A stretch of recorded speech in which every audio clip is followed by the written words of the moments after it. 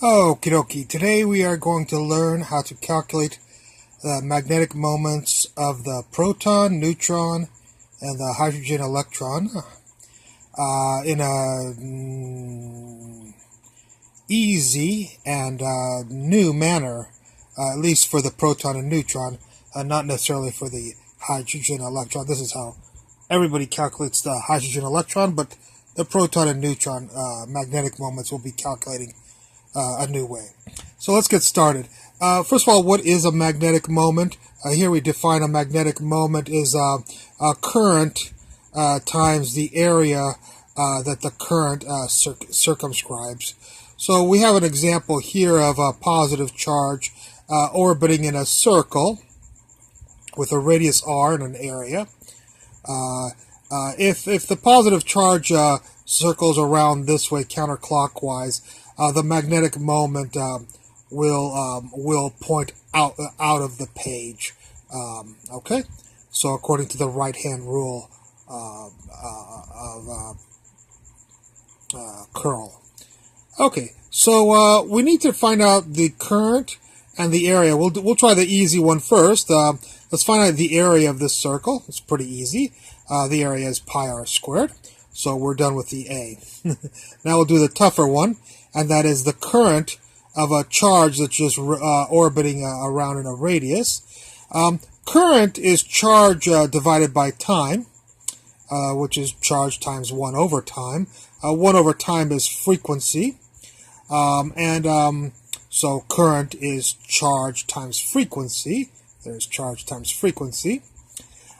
Frequency is omega, angular velocity, divided by 2 pi.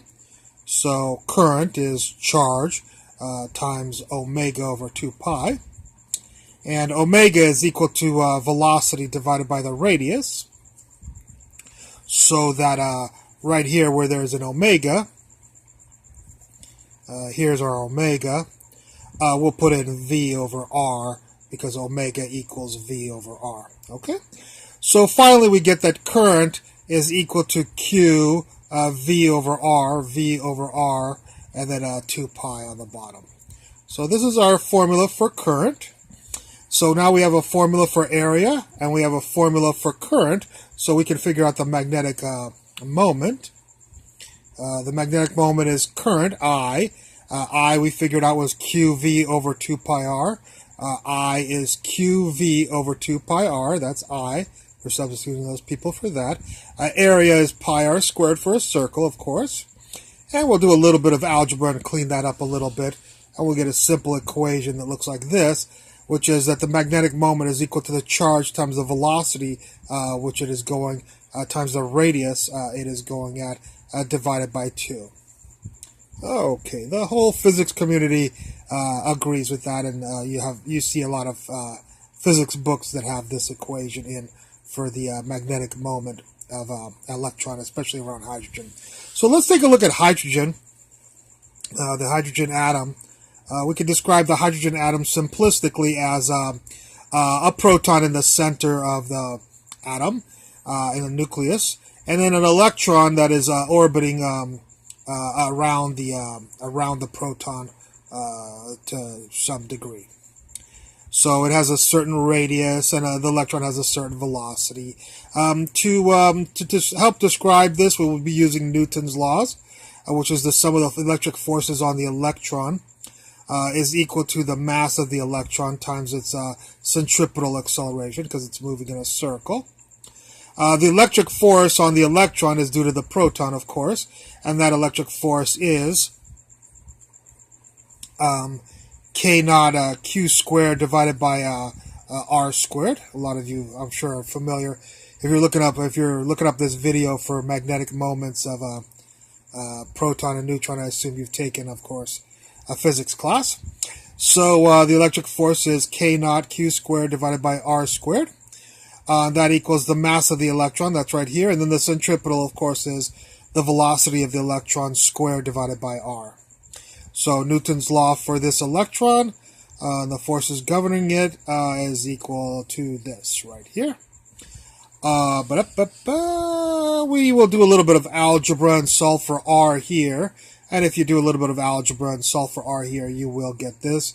R equals K naught Q squared, mass of the electron times the velocity of the electron squared. And the next thing we'll have to talk about is the total energy, energy considerations in the hydrogen atom. The total energy of the electron will be the potential energy, electrostatic potential energy, or electrodynamic, whatever you want to call it. The electrodynamic electric potential energy, plus the kinetic energy of the electron. So let's see. We know what R is right here, so why don't we take these people and plug them into the R here. And if you do a little bit of algebra, plug all those people into the bottom here, do a little bit of algebra, this will become negative mass of the electron, velocity of the electron squared. And nothing will happen to this right here. And this is negative 1 apple plus half of an apple, of course, is negative half of an apple. Okay, so once we get this formula, I think we know everybody but the velocity of the electron. From experimental atomic analysis, we have the mass of the electron is equal to 9.11 times 10 to the minus 31 kilograms. The total energy of an electron in the first orbital about the hydrogen is a negative 13.6 electron volts. I'm going to change that into volts, joules, by multiplying by 1.6 times 10 to the minus 19. That'll convert electron volts into joules, which will be better units for what we're about to do. So we know the total energy is these people right here, multiplied. We know the mass of the electron is this. And if we plug those two in there, we'll get the velocity of the electron. Will turn out to be 2.19 times 10 to the 6 meters per second. So we know now the velocity of the electron that is orbiting in a hydrogen atom. There it is right there. We know K naught is a constant, electrostatic constant. Q is the charge on the proton and the electron. The proton is positive and the electron is negative. The mass of the electron we've already stated. So we can go to our radius equation that we had before. It's the same radius equation I had right here. Same radius equation, that's right there. I just copied it again. And it's sitting right here. And we know K naught is 9 times 10 to the 9. We know Q, we know the mass of the electron, and we know the velocity. We calculated that on the page previously. And so we can figure out the radius of the orbit of the electron. And the radius of the orbit of the electron is turns out to be 5.29 times 10 to the minus 11 meters. The whole physics community agrees with that, if you want to look that up on Google. Okay, now that we have the velocity the electron is going, and we have the radius that the electron is orbiting at, we can figure out mu. Remember, mu was qv velocity, remember right here? Mu was qvr divided by 2. I just copied that formula right over here. That's mu equals q velocity electron, radius of the electron divided by 2. So do you know q? Yeah, we know q. I told you that already. Do you know the velocity of the electron? Yep, we calculated the velocity of the electron. Plug that into there. And do you know the radius of the electron orbit? Yep, we do. Plug that in there. And if we plug all those things in here and calculate the mu, we'll get 9.257 times 10 to the minus 24 joules per Tesla for the magnetic moment of the electron in a hydrogen atom, and that's a theoretical calculation. If you go look at your experimental value of the magnetic moment for the electron in hydrogen, it's 9.285 times 10 to the minus 24 joules per Tesla. Of course, that's very close to this value right here. It has an error of 0.3%, 0.3%, so a pretty good error for a first-order calculation. I will mention that theoretically, the Bohr radius is calculated, or the electron radius I'm sorry, the magnetic moment of the electron is calculated using something called the Bohr magnetic moment, and that is using the charge E, which is the same as the Q right here. This is Planck's constant, the reduced Planck's constant, which is Planck's constant divided by 2 pi. There's a 2, and there's a mass of the electron. So if you calculate this number out, or just look it up in the world on Google, you'll get 9.274 times 10 to the minus 24 joules per Tesla. You will notice that this Bohr value is is closer to this value, the experimental value, than my theoretical value is. Mine is 257. There's 274, and this is 285. So $274 is closer to 285. So I will give you that the Bohr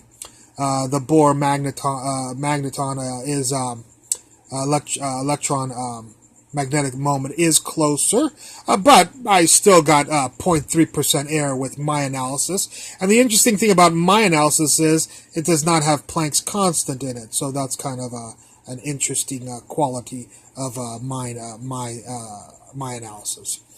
But even though this is closer, we're going to see that when they go to the physics community goes to try to calculate the proton and the neutron, they are severely in error in calculating both of those.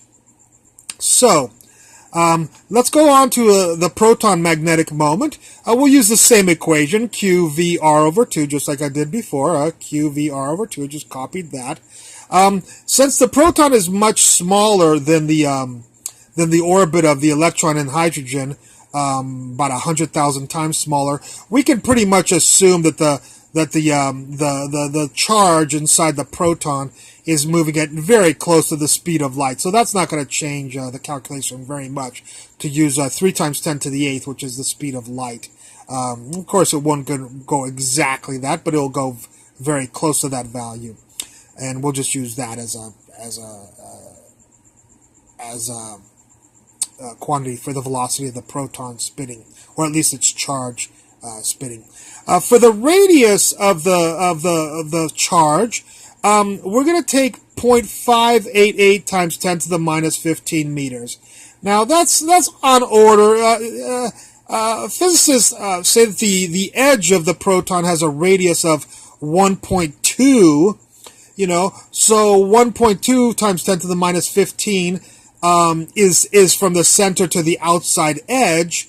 So if we take the center of mass of the charge, you'd think it'd be somewhere in between. So 1.2 divided by 2, of course, is about 0.6. I'm using 5.88 because 0.6 and 5.588 is not that crazy crazy of an assumption for the radius of the charge, not the radius of the proton, but the center mass of the center of mass of the charge inside the proton that is spinning around within the proton.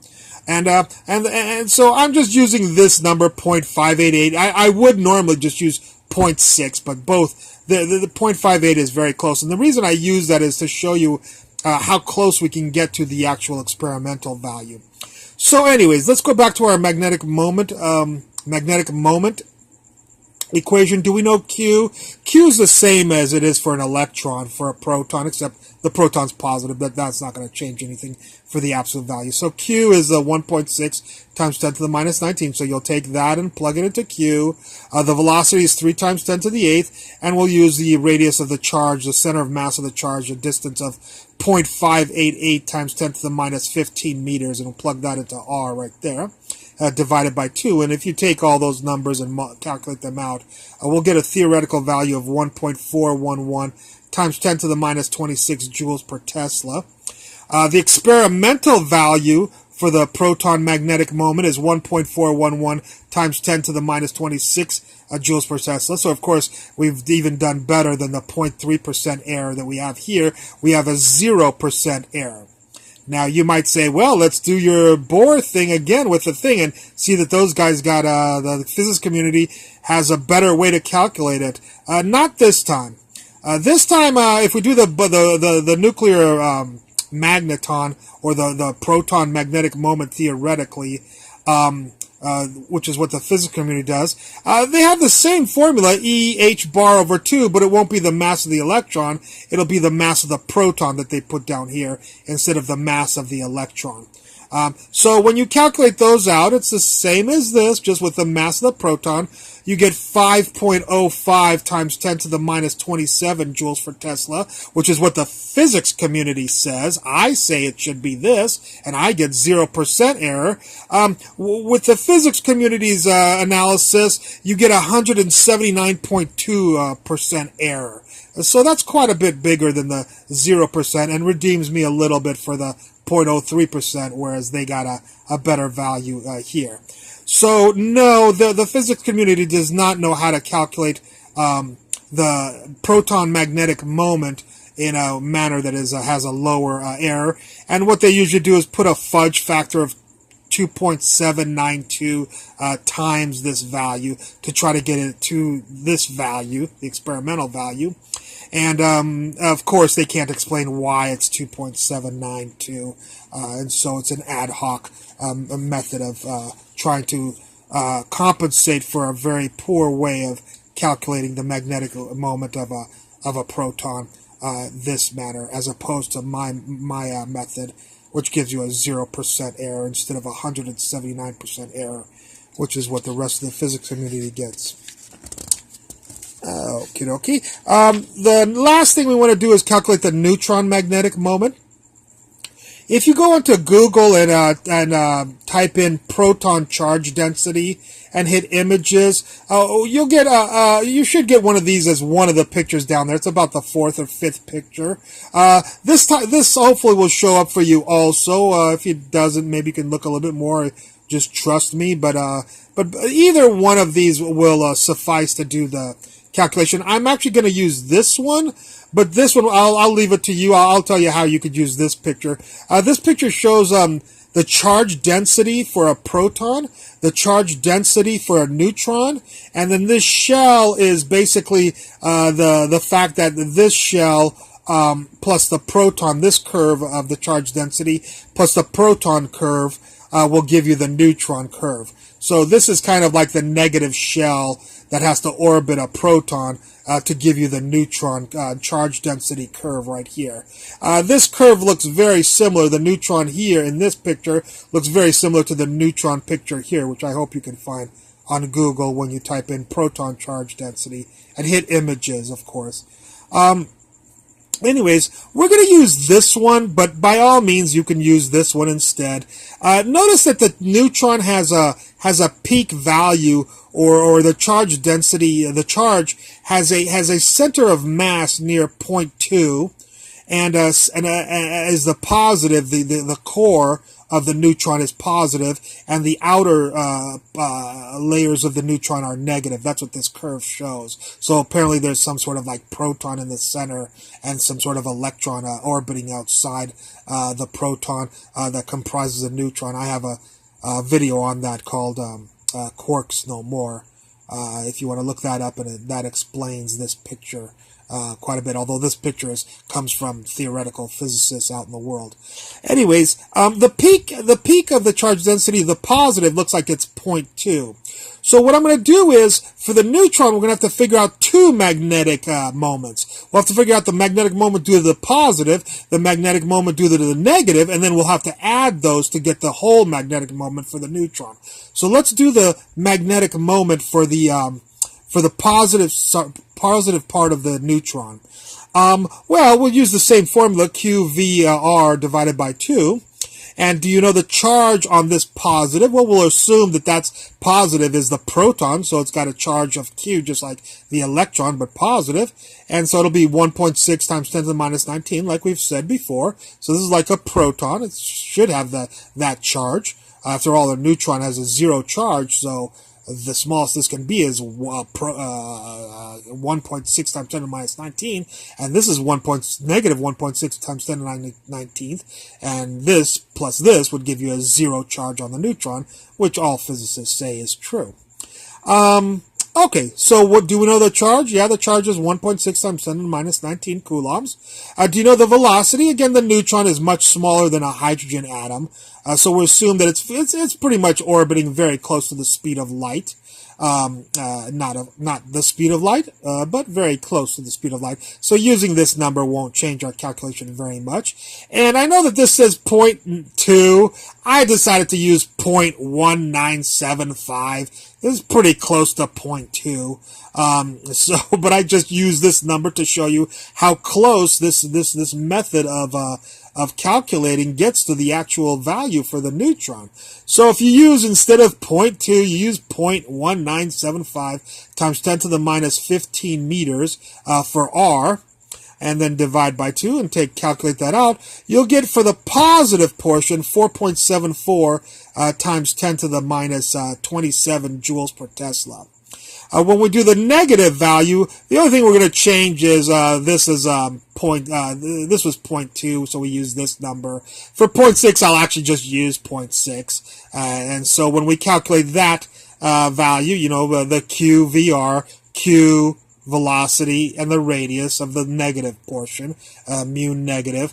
And when you calculate that out, you'll get a negative 1.44 times 10 to the minus 26, and that'll be in joules per Tesla also. Sorry, I didn't write that in there. I will write that in there for you. And so we have the positive portion of the neutron. We have the negative portion of the neutron. Of course, we'll have to add the two together. And if you take 4.74 times 10 to the minus 27 and add it to a negative 1.44 times 10 to the minus 26, you'll get a negative 0.66 times 10 to the minus 26 joules per Tesla. That's my theoretical, my method of calculating it, not the physics community way of calculating it. And but the physics community can do the experimental, can experimentally find out what the neutron's magnetic moment is. That they do perfectly, and it turns out to be negative 0.966 times 10 to the minus 26 joules per Tesla, which again is 0% error. And finally, we will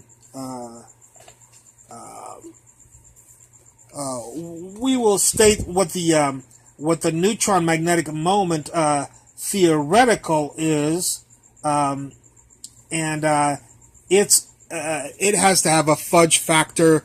The physics community, when they figure out the magnetic moment of the neutron, it's off. It has a fudge factor of 1.9, so almost again around 100% error in their method of calculating it.